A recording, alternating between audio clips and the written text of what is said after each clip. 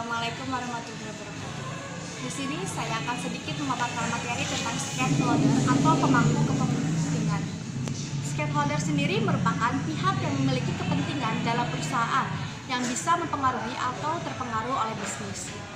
Stakeholder utama dalam perusahaan adalah karyawan, investor, pemasok, dan pelanggan.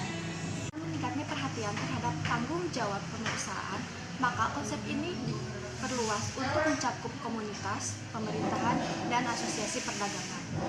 Stakeholder ini digolongkan menjadi dua bagian. Yang pertama, stakeholder internal dan stakeholder eksternal. Merupakan orang yang terpengaruh oleh bisnis tersebut dan ingin mempunyai hubungan pada suatu perusahaan tersebut melalui hubungan langsung, seperti contohnya investasi, kepemilikan, pekerjaan. Kemudian ada stakeholder eksternal, yaitu orang yang memiliki kepentingan khusus pada perusahaan tersebut tetapi tidak mempunyai hubungan dengan perusahaan tersebut, seperti contohnya pemasok, kreditor, dan supplier. Sendiri yaitu membuat keputusan, pendukung keuangan, tanggung jawab sosial terhadap perusahaan, dan juga manajemen langsung. Hai guys, jadi hari ini kita bakalan membahas tentang etika bisnis dan tanggung jawab sosial perusahaan. Nah, secara sederhananya sendiri itu dapat diartikan yaitu cara-cara untuk melakukan kegiatan bisnis yang mencakup seluruh aspek yang berkaitan dengan individu, perusahaan maupun masyarakat yang ada di sekitarnya. Tapi ada juga wilayah-wilayah etika bisnis yang tidak berdasarkan dengan hukum. Nah, selanjutnya ada beberapa kelompok yang dapat mempengaruhi kepentingan bisnis. Yang pertama tentunya para pengusaha bisnis dan mitra bisnis itu sendiri. Yang kedua yaitu pemasok bahan baku. Yang ketiga karyawan.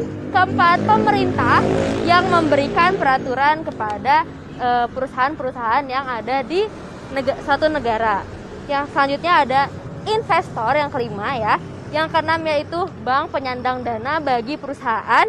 Yang ketujuh masyarakat yang dilayani. Yang kedelapan pelanggan yang membeli produk tersebut.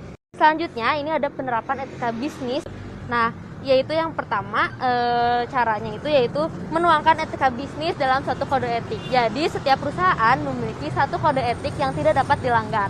Nah, ini dapat menjadikan motivasi selanjutnya bagi karyawan. Terus selain itu juga kita dapat melakukan pelatihan yang terstruktur atau yang secara terus-menerus dilakukan bagi karyawan. Yang kedua yaitu memperluas sistem pengawasan.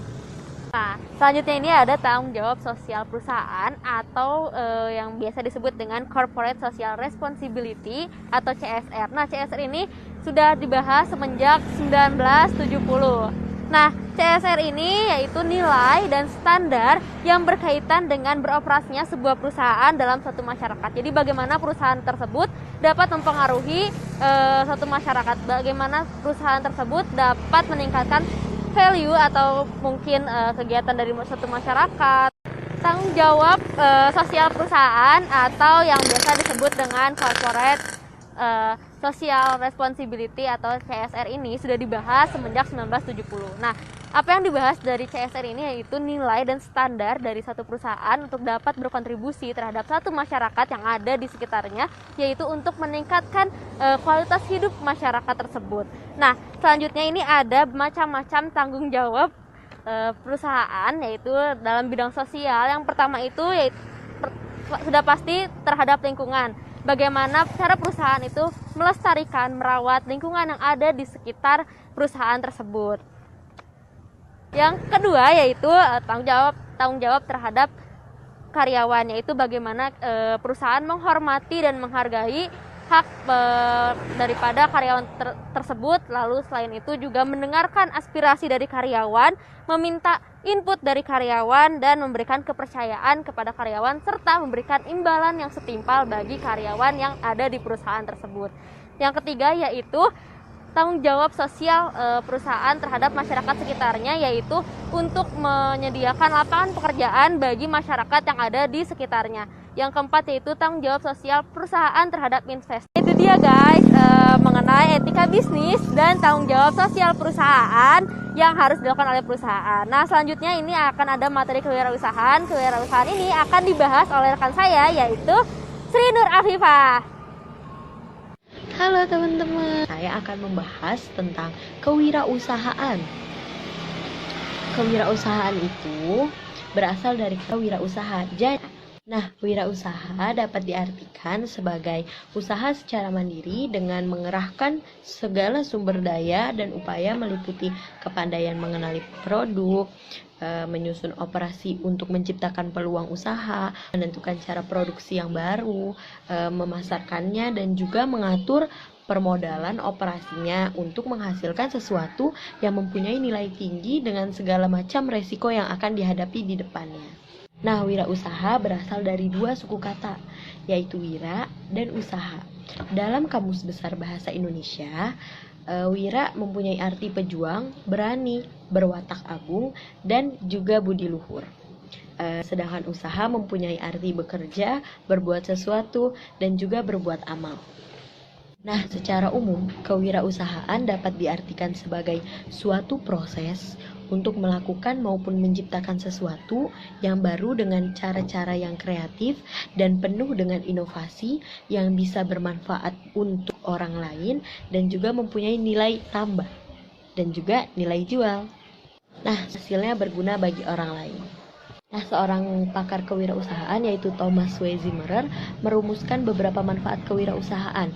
Di antaranya ada memberikan peluang serta kebebasan untuk mengendalikan nasib diri sendiri, lalu ada memberikan peluang untuk melakukan perubahan, lalu ada memberikan peluang untuk dapat mencapai potensi diri sendiri, dan beberapa manfaat lainnya. Masih banyak manfaatnya. Apa sih tujuan seseorang melakukan wirausaha? Yang pertama ada membuka lapangan kerja untuk orang banyak, serta membantunya untuk menjadi pengusaha sendiri. Lalu ada menciptakan jaringan bisnis yang baru yang bisa merayap banyak tenaga kerja yang ada di sekitarnya. Lalu ada membantu pengusaha muda untuk bisa mengoptimalkan kreasi dan inovasinya. Lalu ada meningkatkan kesejahteraan hidup baik untuk dirinya sendiri maupun untuk orang di sekitarnya. Lalu ada menularkan serta mengembangkan semangat berwirausaha kepada setiap orang yang ada di sekitarnya. Nah, pasti di sini banyak yang tertarik untuk menjadi wirausaha atau pengusaha kan? Berikut saya akan menjelaskan beberapa ciri-ciri wirausahawan yang handal dan dapat bersaing di dunia wirausaha atau di dunia bisnis ini. Yang pertama, dia yakin akan kualitas produknya. Yang kedua, dia mengetahui informasi detail tentang produk yang ia jual. Lalu yang ketiga, dia tidak akan pernah memaksa konsumen untuk membeli. Lalu selanjutnya ada komunikatif dan negosiasi yang sangat ramah dalam pelayanannya. Lalu ada jujur dan tekun. Dan yang terakhir ada selalu berorientasi ke masa depan. Nah, sekarang adapun peran wirausaha dalam perekonomian nasional adalah yang pertama menciptakan lapangan kerja, yang kedua ada mengurangi tingkat pengangguran di negeri kita, lalu yang ketiga ada meningkatkan pendapatan masyarakat, yang keempat ada mengkombinasi faktor-faktor produksi, dan yang terakhir ada meningkatkan produktivitas nasional. Nah, cukup sekian materi yang saya dan teman-teman saya sampaikan. Kurang lebihnya mohon maaf. Saya Sri Nur Afifah dan teman-teman saya pamit undur diri. Semoga bermanfaat. Wassalamualaikum warahmatullahi wabarakatuh. Dadah semuanya. Sampai ketemu di video selanjutnya.